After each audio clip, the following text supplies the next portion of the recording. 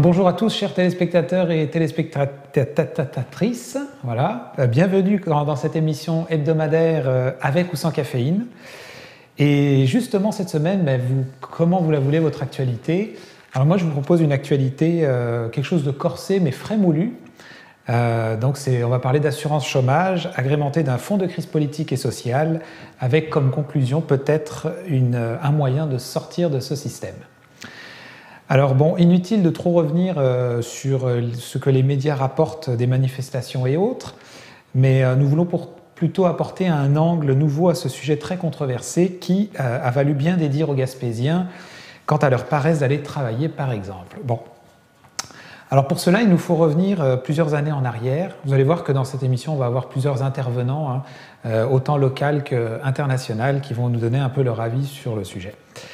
Alors souvenez-vous bien qu'avant Jacques Cartier, lorsque les premiers pêcheurs venaient dans le secteur de Percé pour y pêcher la morue, une fois la saison finie, le poisson salé et séché, ils repartaient dans leur coin de pays.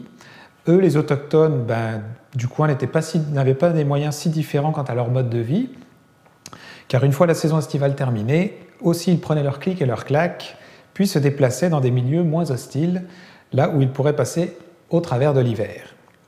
Et c'est lorsque les colons se sont installés et sédentarisés dans la région, avec en partie l'aide du gouvernement, ces gens-là sont passés au travers des crises, des guerres mondiales, des manipulations et jeux de l'État. Il faut savoir qu'en ces temps-là, il fallait mieux être agriculteur et bien connaître les rudiments de la pêche et de la chasse pour pouvoir survivre. Car les temps de crise, pour la plupart, perpétrés par la bêtise et la mauvaise gestion gouvernementale recherchant le profit à tout prix, dans des investissements miniers, forestiers et nucléaires, etc., mettaient les citoyens canadiens dans une situation d'esclavagisme, valdingués une fois à droite, une fois à gauche, aux dépens du courant industriel, dû en grande partie aux exploitations des ressources. Alors, mais en tout temps, j'imagine que ce soit hier ou aujourd'hui, on va être d'accord pour dire que l'homme, avec un grand H, recherche une qualité de vie qui peut lui apporter du travail, un peu d'argent, du temps avec sa famille et ses amis, avoir d'autres activités, vivre dans un milieu qui n'est pas hostile, qui n'est pas pollué. En tout cas, je pense qu'on sera tous d'accord avec ce fait. Mais le problème, c'est que nous avons été piégés. Sûrement, vous l'avez bien compris, c'est piégé. Un peu comme si on nous avait tendu un chaudron rempli d'or et progressivement, on avait puisé dedans jusqu'à s'en habituer. Un chaudron gagné sûrement à la sueur de notre front, diront certains, à coups de manifestations, de bâtons de la sûreté aussi, à coups de gueule des syndicats. Mais il n'en reste pas moins qu'une habitude progressive s'est installée et nous voilà maintenant qu'on veut nous retirer ce chaudron d'or, rien ne va plus, on capote. Alors je ne sais pas s'il y en a qui ont lu ce livre qu'est en train de lire mon collègue ici présent, Histoire populaire du Québec. C'est un livre écrit par Jacques Lacourcière, il y a 4 tomes. Donc, mis à part le fait que vous en sortez avec plein de connaissances de l'histoire du Québec, en fait, on se rend compte que la bêtise humaine n'a fait que se répéter au fur et à mesure que se succédaient les gouvernements. Comme si on n'avait rien appris du passé et de nos erreurs, car en fait, on recommence aujourd'hui les mêmes bêtises. Je vous encourage d'ailleurs à lire ce livre parce que ça vous donnera une idée un peu des bêtises dont je parle. C'est par exemple celle de nous offrir des situations difficiles et des pressions sociales apportées par des gouvernements corrompus, avides de profit sous couvert d'une fausse démocratie. Si ça en choque certains, tant mieux. Alors analysons maintenant le cas du chômage. Pour cela, nous allons voir différents intervenants de notre coin de pays. Et d'ailleurs, on va commencer tout de suite avec Daniel Payet qui résume la situation.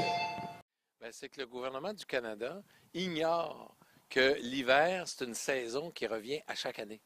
Et que le travailleur et l'employeur saisonnier, il a droit, l'employeur saisonnier, à avoir une main-d'œuvre qualifiée qu'il a déjà formée, habituée à venir travailler dans son entreprise. Et il ne veut pas que cette main-d'œuvre-là quitte parce qu'ils vont être obligés de quitter en fonction des nouvelles règles de main-d'œuvre, d'assurance-emploi, et de faire en sorte que l'employeur, lui, qui paye 60% des prestations, et l'employé qui paye 40% des contributions à l'assurance-emploi, bien, que ces deux-là, ils veulent avoir de l'emploi saisonnier. Et donc, l'employeur ici et l'employé sont complètement sidérés par une attaque de front par rapport au travail en région, au développement en région et à l'occupation du territoire. Bon, alors vous avez bien entendu Daniel Payet du Bloc québécois. Si le gouvernement ignore que l'hiver a lieu à chaque année ici en Gaspésie, nous vous invitons à envoyer des photos de bancs de neige du coin ici à Ottawa. Prenez même les photos des thermomètres qui indiquent les moins 10, moins 15, moins 20 degrés pour leur prouver que l'hiver a bien lieu à chaque année. Ça serait sûrement une bonne solution. Et puis peut-être, est-ce que certains d'entre vous veulent-ils aussi aller travailler dans le sud durant l'hiver? Pensez-y quand même, parce qu'imaginez-vous dans une petite chaloupe, au soleil, en train de pêcher, juste vos besoins quotidiens, presque rien dépenser et revenir gorgé de vitamine D pour attaquer une nouvelle saison. Redevenons nomades comme nos amis les autochtones. Et puis maintenant, Gaëtan Cousineau nous exprime l'incompatibilité de la baisse du chômage versus le taux des prestataires. Depuis le nouveau taux de chômage qui est sorti au début février, maintenant, il faut pour la Gaspésie et les îles-de-la-Madeleine 455 heures pour se qualifier à l'assurance-emploi. Lorsque c'était 420 à cause du taux de chômage qui était au-delà de 13 pendant à peu près, à mon idée, 10 ou 12 ans, on n'avait jamais eu un taux de chômage aussi bas. Alors, bravo pour le bas du taux de chômage, mais aussi ça a des conséquences directes sur les prestataires d'assurance chômage qui croyaient se qualifier avec 420 heures durant le mois de février et maintenant se butent à un refus parce que il leur manque une semaine de travail de 35 heures pour pouvoir réussir à remplir une application pour des prestations de chômage. Donc, le nouveau taux de chômage va sortir au début mars et là, on verra si la situation se rétablit à 420 heures ou si ça continue encore avec un bas taux de chômage de moins de 13 %. Alors, vous l'avez vu, c'est un peu comme être assis entre deux chaises. La solution serait peut-être de garder le taux de chômage à plus de 13 % pour ne pas pénaliser les prestataires de l'assurance-emploi. Mais comment faire si le gouvernement veut nous trouver, lui, de l'emploi? Alors là, on est pris un peu, on est comme dans un cul-de-sac. L'idée vraiment le fait que si on descend du chiffre du 13 %, on devient une région où on a besoin d'avoir moins de semaines et ainsi de suite. Donc on se retrouve vraiment dans une situation difficile. La solution, je pense en tout cas, c'est Anita Collin qui l'a trouvée. Alors écoutons-la. Bonjour tout le monde. Merci beaucoup de votre présence. On voit que ici, par le nombre de personnes qui sont ici ce matin, que c'est un cours qu'on voit que c'est très dur pour nous, les Gaspésiens, de voir ce qui se passe. Mais j'aurais un conseil à vous donner aux prochaines élections. Votez donc par peur. Il va falloir reconnaître le Québec. Vu que le Québec n'a pas voté pour lui, il nous fait payer aujourd'hui.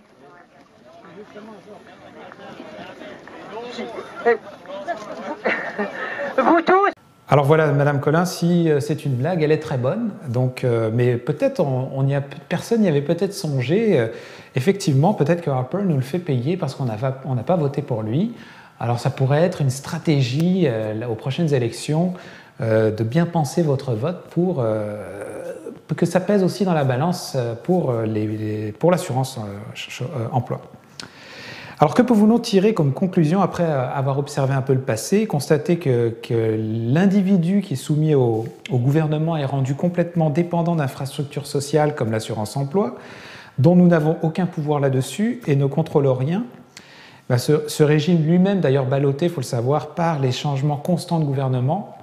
Vous avez vu que maintenant, ce qui se passe en ce moment, c'est parce que nous sommes dans un... Voilà, les conservateurs sont au pouvoir, mais que va-t-il advenir quand il va y avoir un changement de gouvernement? Donc on est tout le temps pris dans ce jeu qui change à tous les 4-5 ans. Eh bien la solution ne serait-elle pas de sortir au fait de ce système qu'on appelle le système capitaliste financier? Écoutons Jacques Généreux d'ailleurs sur une réalité de plus en plus perceptible qui va vraiment nous donner une définition du capitalisme financier. Alors, à ceux qui croient que sortir du capitalisme actuel et du capitalisme financier nous engage dans une aventure inconnue, ou voire nous met sous la menace d'une catastrophe, d'un effondrement économique, parce qu'on adore faire peur, tout ça, eh bien, d'abord, il faut les inviter à ouvrir les yeux. La catastrophe, nous l'avons. Nous sommes dans le capitalisme financier, et la catastrophe est là. C'est quoi le capitalisme financier? C'est le fait que ceux qui détiennent l'argent, qui détiennent le capital, ont les pleins pouvoirs pour imposer leur volonté à l'entreprise, aux travailleurs, mais pas seulement, au pays, à dire il faut baisser les impôts comme ci, il faut baisser les cotisations sociales comme cela, bref, qui se sont mis à la place des citoyens et des États pour gouverner et qui arrivent à imposer petit à petit que les choses se fassent uniquement dans le seul intérêt de ceux qui ont de l'argent, dans le seul intérêt de la maximisation de la rentabilité financière. Il n'y a pas besoin d'être docteur en économie que pour comprendre qu'une société qui accepte que la totalité des décisions essentielles soient prises en fonction uniquement de la maximisation de la rentabilité financière ne puisse pas aboutir à autre chose qu'à des catastrophes pour tout le reste, pour tous les autres, c'est-à-dire pour la planète, pour l'écologie, pour la santé, pour vous, pour moi, enfin pour tous les gens qui n'ont pas le bonheur d'être du bon côté, c'est-à-dire du côté de ceux qui ont le fric et qui peuvent commander. Donc la catastrophe, elle est déjà là. Voilà, c'est la crise financière, c'est la crise écologique, c'est l'épuisement de la planète, c'est la casse de nos systèmes de protection sociale.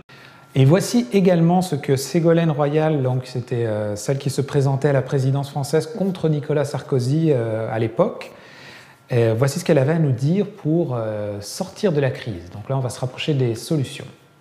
La gravité de la crise nous appelle à changer les règles du jeu. Car la crise, c'est un fléau, mais c'est aussi une chance formidable pour sortir de ce système et pour changer les règles du jeu. Bon, alors vous imaginez des hommes politiques qui nous indiquent le chemin, c'est par là, sortez du système. Alors, est-ce que nous, comme individus, avons le pouvoir de changer les règles du jeu? C'est une bonne question. Alors, je suis tombé sur un article du journal Le Havre où c'était Georges Mamelonnet, proposait aux employeurs de créer un compte en fiducie pour qu'ils puissent mettre l'argent des cotisations qu'ils payent habituellement au gouvernement, qui va dans la caisse d'assurance emploi, dans ce compte-là. Ben, en voilà une bonne idée. Se réapproprier son dû. Alors là, je vais, sans être en sortant du jeu du sarcasme, je trouve que l'idée de Georges est bonne, mais elle est là pour faire pression au gouvernement, comme il l'indique lui-même. Mais si on pousse l'idée un petit peu plus loin, qu'est-ce qui nous empêche de se réapproprier la gestion au niveau local de ces cotisations, en fait, qui sont les mises de côté pour subvenir aux besoins, à nos besoins lors de périodes plus difficiles. Imaginez en plus les intermédiaires qu'il y a entre vous et la cotisation elle-même que vous recevez. C'est ce qu'on appelle un peu la lourde machine administrative qui aura toujours le dernier mot pour subvenir à ses besoins, garder ses avantages, et puis après arrive nous, le petit peuple qui se bat pour ramasser les miettes. Si ça en choque certains, tant mieux. Voilà. Donc l'idée de Georges, je la trouvais bonne, c'est sans retourner dans le communautarisme, on peut se réapproprier au niveau plus local. Ça pourrait être une possibilité, effectivement, que d'au lieu de tout envoyer dans une caisse où le gouvernement peut y puiser indifféremment et quand il le souhaite, ces fonds-là, et quand il n'y en a plus, ça devient des coupures sociales. C'est ce qu'on est en train de vivre en ce moment. Donc c'est bon de critiquer, mais apportons d'autres possibles solutions. Alors malheureusement, ici, à TVCGA, nous n'avons pas un gros budget dans cette émission, ce qui ne nous permettait pas de faire le tour du monde physiquement pour observer ce que les communautés ou d'autres pays ont déjà vécu, soit après de fortes crises, soit après une structure sociale différente, qui aurait d'ailleurs beaucoup à nous apprendre. Mais grâce à la magie d'Internet, nous en avons sélectionné quelques-uns, comme l'Argentine par exemple. 2001, l'Argentine est au bord du gouffre. Les rues de Buenos Aires à feu et à sang. L'État est en faillite, sa dette publique a explosé. Le gouvernement bloque l'argent des particuliers. L'heure est à la survie, la rue a faim. Je dis que le gouvernement doit payer pour les mesures qu'il a prises. Il doit voir comment le peuple souffre. Image symbole de la banqueroute. Le président quitte le pays par hélicoptère. Les banques sont prises d'assaut. Le plan de rigueur drastique du FMI ne fait qu'aggraver la situation. Un an plus tard, l'État argentin change radicalement de cap. Il refuse d'appliquer l'austérité et se lance dans une politique d'aide aux plus démunis, avec pour objectif de relancer la consommation et dans le même temps, l'État joue sur sa monnaie. Le gouvernement a dévalué, a suspendu la parité et a dévalué le dollar, désormais valait 3 pesos. Donc ça a rétabli des marges de manœuvre pour les producteurs argentins et le gouvernement a renoncé à recourir au FMI, a suspendu le remboursement de la dette et il s'est trouvé qu'il a bénéficié à ce moment-là d'une conjoncture internationale très favorable. Miracle, l'Argentine affiche 3 ans après une croissance à la chinoise, osant des mesures protectionnistes, imposant aux banques de renégocier les dettes à la baisse. Le couple présidentiel surfe sur ce contexte international favorable. Le pays exporte son soja à prix d'or. 10 ans après la faillite, le prix Nobel américain d'économie Paul Krugman plébiscite la politique économique de l'Argentine. Elle serait un modèle de sortie de crise à suivre. Alors, je ne sais pas si vous avez bien entendu les grandes lignes. Après la problématique qu'ils ont vécue, ils ont dévalué le dollar, renoncé au FMI, à la banque quand même, au Fonds monétaire international, suspendu le remboursement de la dette. Alors, je ne sais pas si vous vous souvenez, on avait déjà fait une émission sur l'Islande il y a quelques semaines où l'Islande était un exemple de pays qui s'en est sorti après la crise en ayant donné un sacré coup de pied aux banques, en renationalisant les banques et en remettant la dette à zéro. Qu'est-ce qui nous empêche de faire de même ici au Canada? Imaginez, alors qu'on annonçait il y a à peu près 1 an que la dette canadienne s'élevait à plus de 600 milliards de dollars. Je ne sais pas s'il y en a qui s'imaginent un peu ce que ça représente, 600 milliards de dollars. Imaginez le nombre de zéros. Mais ce que ça veut dire, c'est qu'on est en train de léguer un pays à nos enfants où ils vont devoir payer toujours plus d'impôts, de taxes pour rembourser une dette qui est générée par des emprunts gouvernementaux à des banques qui demandent aussi d'ailleurs leurs intérêts, parce qu'il faut le savoir, il ne faut pas se cacher. Vous avez déjà vu les émissions de l'autre côté du miroir, que les banques qui prêtent au gouvernement demandent aussi des intérêts, donc ce qui veut dire que dans vos impôts, vous donnez de l'argent à des compagnies privées qui s'en mettent plein les poches, depuis déjà bien longtemps. Alors l'Islande, comme je disais, a fait exactement la même chose que l'Argentine, et eux ont été plus loin. Ils ont nationalisé donc les banques, ils ont arrêté les fonctionnaires et les banquiers qui ont mis le pays dans une sorte de banqueroute, une situation de crise, et ils ont décidé de rayer la dette. Voilà, n'est-ce pas magique comme formule? Moi, je trouve que ça, non seulement c'est magique, mais ça a marché, parce que ça fait plusieurs années que autant l'Argentine que l'Islande commencent à rouler. D'ailleurs, l'Argentine, vous l'avez vu, a gagné le prix Nobel économique de je ne sais quoi. Comme quoi, en quelques années, ça... Donc imaginez, on passait cette dette de 600 milliards à zéro, le nombre de milliards d'impôts que l'on doit payer à chaque année, entre autres, pour rembourser cette dette, le nombre de coupures qui sont faites parce que, pas parce qu'il y en a qui ont des gros salaires, il n'y a pas que ça, il y en a aussi, c'est parce qu'on est obligé de couper dans la structure sociale de ce qui nous a été imposé. Alors, nos amis les Corses, en France, petite île en Méditerranée, qui sont dans une situation un peu similaire au Québec, dans un pays qui cherche à s'extirper de la France car elle ne s'y reconnaît pas, on connaît ça un petit peu ici, cherche aussi à sortir du système. Parce qu'on peut avoir toutes les bonnes idées, toutes les bonnes propositions, toutes les pistes d'action que l'on veut, si le système politique traditionnel, claniste et clientéliste reste en place, la Corse ne s'en sortira pas. Le système, et moi je ne critique pas les individus, mais le système tel qu'il est porte une très lourde responsabilité dans la situation actuelle de la Corse, tout le monde le sait. Et aujourd'hui, non seulement il n'évolue pas, il ne s'amende pas, mais il se renforce et il s'aggrave.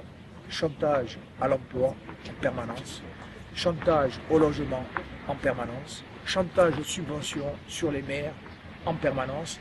Tout ça, il faut que ça s'arrête. Il faut arrêter uniquement de se servir de la démocratie comme un argument de campagne électorale.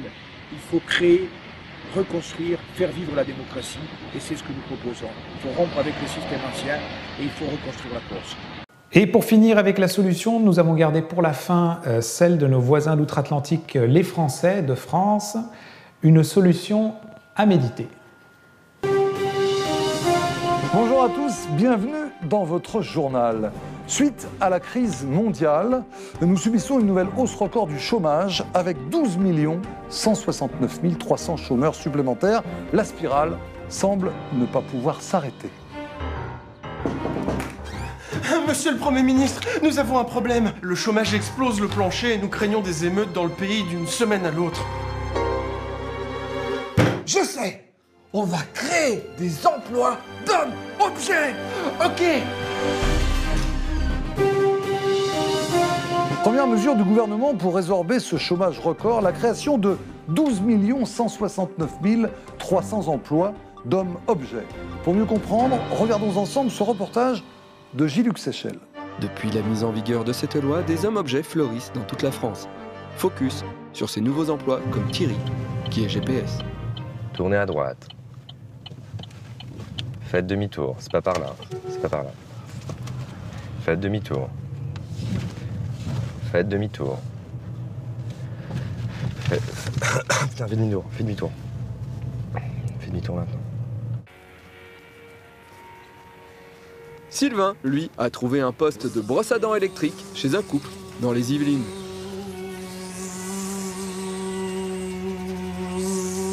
Et enfin, voici Marc-Antoine, qui était en recherche d'emploi depuis plus de 2 ans. Il peut finalement s'épanouir pleinement dans une activité de bar de métro.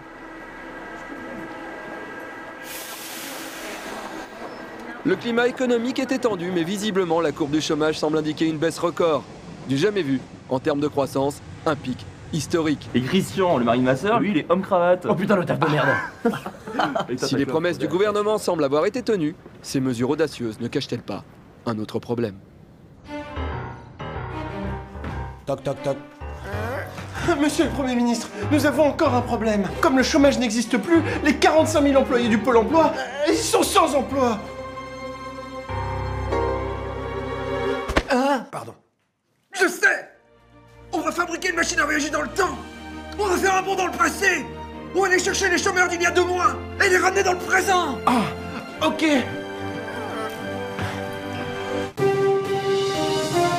Et donc la France est mystérieusement surpeuplée. Retour au chômage avec cette hausse record de 12 169 300 chômeurs. Malgré les mesures du gouvernement, la spirale semble ne jamais pouvoir s'arrêter. Voilà, c'est la fin de ce journal. On se retrouve lundi. Passez un bon week-end. Allez, à lundi Michel, et surtout, tu soignes ton dos. Hein. Et voilà pour finir, si le gouvernement ignore donc que l'hiver a lieu à chaque année ici en région, que nous sommes pris avec notre travail saisonnier, que nous ne voulons pas être forcément des nomades, bien que certains le sont quand même, se retirent quand même dans le sud. Quelle est notre force en tant qu'individu pour sortir de ce système? Cela paraît difficile à y songer, mais l'étape à franchir en vaut sûrement la chandelle. Vous l'avez vu, dans d'autres pays aussi civilisés que le nôtre, l'Islande, l'Argentine, ils l'ont fait. Et eux, d'ailleurs, malheureusement, ils ont attendu d'avoir faim pour passer à l'acte, pour descendre dans la rue. Mais pendant que nous avons encore de quoi manger, avant même que le gouvernement actuel ne nous mène à la banqueroute, et le suivant également, tournons notre regard donc vers l'Islande par exemple, et commençons à penser à une vie moins gérée par ceux qui ne nous veulent pas forcément du bien, et même l'indépendance des communautés et villages de la Gaspésie. Ça sonne bien, non ? Alors un petit mot pour vous, avant de vous laisser. Je vous encourage d'ailleurs à lire ce livre d'histoire populaire du Québec. On voit bien un peu la forme, ce qu'on appelle plus manipulation entre les gros intérêts gouvernementaux, l'argent qui en découle, et comment la population en bas de l'échelle subit souvent à contre-coup ces crises-là. Et il y a aussi un très bon article que vous trouvez sur Internet, sur le site lemas.org, LEMA2SE.org, sur l'historique de la loi de l'assurance emploi. Hein, on voit déjà qu'à partir de 1918, il y a un mouvement qui se met en place pour essayer de réclamer ce droit-là. Puis à partir du moment où les gens commençaient à payer une cotisation, c'est-à-dire que ça vous est extirpé, entre guillemets, de votre salaire, et donc c'est pour ça qu'on appelle ça un dû, c'est là pour vous protéger, entre guillemets, en cas de difficulté. Donc, votons Harper aux prochaines élections. Peut-être qu'on se sauvera de cette loi-là pour la Gaspésie. Et puis, vous l'aurez compris, tous les propos émis dans cette émission ne représentent que ceux qui l'expriment, donc, dont Anita Collin. Et puis, voilà, donc je voulais juste toucher un mot sur l'émission de l'autre côté du miroir qui va avoir lieu cette semaine. C'est un documentaire sur le 11 septembre, un documentaire choc. Alors, avis à ceux qui veulent avoir des réponses à leurs questions concernant cet événement marquant qui a été le prélude à toutes ces guerres au Moyen-Orient. Donc, je vous dis à la semaine prochaine pour de nouvelles aventures, en compagnie de Thomas sûrement, qui devrait être de retour avec nous, parce que mon collègue ici présent n'est pas très bavard, mais d'ailleurs, il ne fait que s'instruire sur l'histoire populaire du Québec. Merci, à la semaine prochaine.